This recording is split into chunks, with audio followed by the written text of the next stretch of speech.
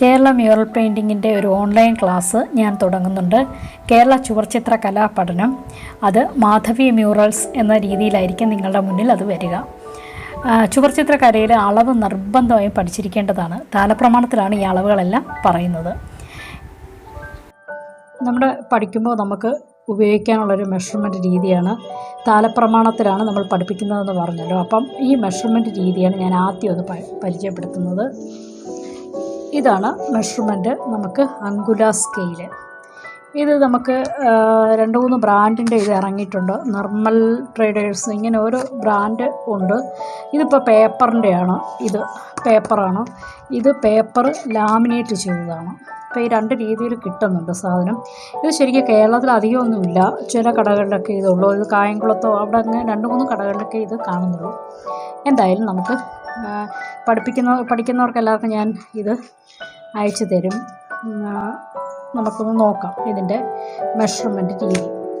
ഇതെന്തിനാ ഈ അങ്കുല സ്കെയിൽ ഉപയോഗിച്ചാൽ പിന്നെന്താ പ്രയോജനമെന്ന് ചോദിച്ചാൽ, ഇപ്പം നമുക്കൊരു ഒരു വലിയൊരു ക്യാൻവാസ്, ഒരു 3 അടിയുടെ ഒരു ക്യാൻവാസിൽ നിങ്ങൾക്കൊരു വിഷ്ണുവിനെ വരയ്ക്കാൻ പറ്റും. അത് തന്നെ ഏകദേശം ഒരു വലുതായല്ലോ. ആ പെയിൻറ്റിങ് ഞാനൊന്ന് കാണിച്ചു തരാം. ഇതിൻ്റെ സൈഡിലൊന്ന് കാണിച്ചു തരാം. അപ്പോൾ ആ ഒരു വലിപ്പമായി. പിന്നെ നമുക്ക് ഇപ്പം നമുക്കൊരു കൃഷ്ണനെ വരച്ചപ്പോൾ തീരെ ചെറുതാകണമെന്ന് വിചാരിച്ചു, ചെറിയ രീതിയിൽ വേണം. അങ്ങനെയാണെങ്കിൽ നിങ്ങൾക്ക് വേണ്ട ഈ മെഷർമെൻറ്റ് കണ്ടോ, ഇതിൻ്റെ ഇവിടെ എഴുതിയേക്കുന്ന കണ്ടോ, 1.4 എന്ന് കണ്ടോ, ഇവിടെ 1.4. ഇനി നിങ്ങൾക്ക് ഇതല്ല വേണ്ടത്, ഇത്തിരി ചെറുതാക്കണമെന്നുണ്ടെങ്കിൽ നിങ്ങൾക്ക് ഈ സ്കെയിലിൽ തന്നെ 1.5 നോട്ട് ചെയ്തിട്ടുണ്ട്. ഈ 1.5 ആണ് നിങ്ങൾ അതിന് വേണ്ടി എടുക്കേണ്ടത്. ഇവിടെ വായിച്ച് നോക്ക്, 1.5. ഇനി അത് കഴിഞ്ഞ് അതിനേക്കാൾ ചെറുത് എടുക്കണമെങ്കിൽ കണ്ടോ 1.6, ഈ 6 എടുക്കാം, 1.6. അപ്പം 3 മെഷർമെൻറ്റിൽ ഈ സ്കെയിൽ തന്നെ എടുക്കാം. ചിലപ്പോൾ ഞങ്ങൾ പഠിപ്പിക്കുമ്പോൾ ചിലപ്പോൾ നമ്മൾ ഒരു കൃഷ്ണനെ വരയ്ക്കുമ്പോൾ നമ്മൾ ഈ 1.4 എടുക്കുകയാണെങ്കിൽ ഇത്തിരി വലിപ്പം കൂടും. വലിപ്പം മീൻസ് ചിത്രത്തിൻ്റെ വലിപ്പം കൂടും. അപ്പോൾ നിങ്ങൾക്ക് ചെറുതാക്കി വരയ്ക്കണമെന്നുണ്ടെങ്കിൽ നിങ്ങൾ അത് 1.5ലോ 1.6ലോ ഈ സെയിം മെഷർമെൻറ്റ് എടുക്കണം. മനസ്സിലായോ? 1.4 പറയുന്നത്, ഇപ്പോൾ ടീച്ചർ പറഞ്ഞു തരുന്നത് 1.5 ഫേസ് 12 അങ്കുല എന്ന് പറഞ്ഞു തരുമ്പോൾ ഞാൻ ഇതിനകത്തെ അങ്കുലയാണ് പറയുന്നതെങ്കിൽ 1.4 അങ്കുലയാണ് പറയുന്നതെങ്കിൽ നിങ്ങൾക്ക് ചെറുതാക്കണമെങ്കിൽ 1.5 ചെയ്യാം. മനസ്സിലായോ? അപ്പം ചിത്രം ചെറുതാവും. ഈ ഡൗട്ട് പലർക്കും തോന്നിയതുകൊണ്ടാണ് ഞാനിപ്പം ഈ ഡൗട്ട് ഞാൻ ഇങ്ങനെ പറയുന്നത്. അപ്പം ചിത്രം ചെറുതാക്കണമെങ്കിൽ നിങ്ങൾക്ക് ഈ മെഷർമെൻറ്റ് അങ്ങ് കുറച്ചാൽ മതി. മനസ്സിലായോ? അതേപോലെ തന്നെ 1.6 വരുമ്പോൾ തീരെ ഇത്തിരി ചെറുതാവും. അപ്പം അങ്കുല സ്കെയിൽ യൂസ് ചെയ്യുന്നത് ഇങ്ങനെയാണ്. അപ്പോൾ ഇനി ഇതിനകത്തൊക്കെ തീരെ ചെറിയ മെഷർമെൻറ്റും ഉണ്ട്. 1.8 ഒക്കെ വരുമ്പം വളരെ തീരെ മെഷർമെൻറ്റായി. 1.9 വരുമ്പോൾ അതിനേക്കാൾ കുഞ്ഞു മെഷർമെൻറ്റായി. അപ്പം ഈ മെഷർമെൻറ്റുകളെല്ലാം ഇതിനകത്ത് തന്നെ ഉണ്ട്. അപ്പോൾ അതൊന്ന് കാണിക്കാൻ വേണ്ടിയിട്ടാണ് ഞാൻ പറഞ്ഞു തന്നത്. ഓക്കെ, ശരി. ഇനി നമുക്ക് ആ മെഷർമെൻറ്റ് രീതിയിൽ നമുക്ക് എങ്ങനെയാണ് പഠിക്കാം എന്നതൊക്കെ നമുക്കൊന്ന് നോക്കണം. കാരണം ഞാനിപ്പോൾ പഠിപ്പിക്കുന്ന രീതി എന്നെ സംബന്ധിച്ച് നിങ്ങൾ നന്നായി വരയ്ക്കുക എന്നതാണ് പ്രധാനം. ചുവർച്ചിത്രകലയിൽ നമുക്ക് മെഷർമെൻറ്റ് ഇല്ലാതെ ഫ്രീ ഹാൻഡായിട്ടും വരയ്ക്കാം.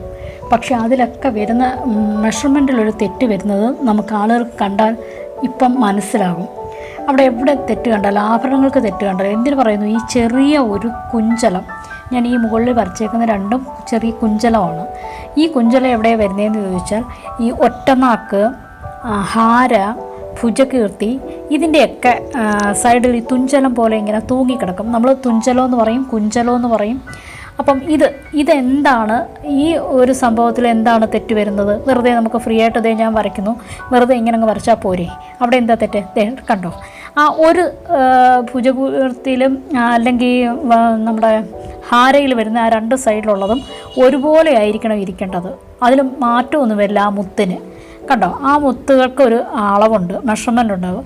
അതൊരു താഴെ വരുമ്പോൾ അത് 4 അങ്കുലയാണ് വരുന്നത്. അപ്പോൾ അത് എല്ലാത്തിനും ഒരേ അങ്കുല ആയിരിക്കണം. അപ്പം ഇങ്ങനെ ചില ഇത് നമ്മൾ ആദ്യം പഠിച്ചു വെച്ചാൽ പിന്നീട് നമ്മളത് കറക്റ്റായിട്ട് വരച്ചോളും. ഇപ്പോൾ ഇത് കണ്ടോ, ഞാൻ ഓരോ സൈസിലാണ് വരച്ചേക്കുന്നത്. ഒന്ന് ചെറുതായി, ഒന്ന് വലുതായി, ഒന്ന് അതിനേക്കാൾ ഇത്തിരി വലുതായി, ഒരേപോലെ വന്നില്ല. അപ്പോൾ ഈ ഒരേപോലെ വരാൻ വേണ്ടിയിട്ടാണ് നമ്മൾ ഈ മെഷർമെൻറ്റ് യൂസ് ചെയ്യണം എന്ന് പറയുന്നത്. അപ്പം ആ തെറ്റ് അവിടെ വരില്ല. ഇപ്പോൾ നിങ്ങളത് ശ്രദ്ധിച്ചറിയാം. ഇപ്പോൾ നിങ്ങൾ പെയിൻറ്റിങ് ചെയ്യുമ്പോഴൊക്കെ നമുക്ക് അതൊക്കെ തെറ്റുന്നതാണ്.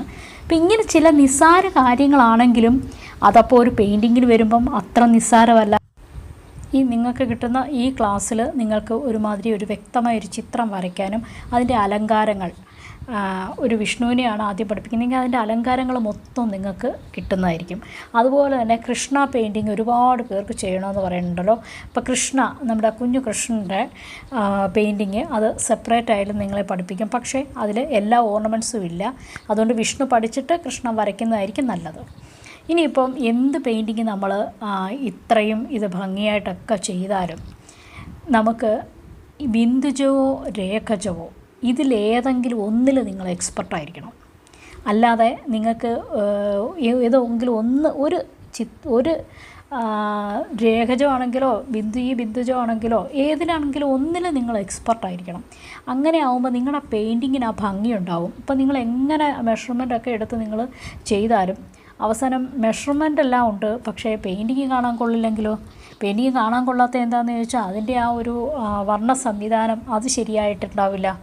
അപ്പോൾ ലേപനമാണെങ്കിൽ ലേപനം നിങ്ങൾക്ക് ചെയ്യാം, അതിനാണെങ്കിലും ഒരു ഒഴുക്ക് വരണം.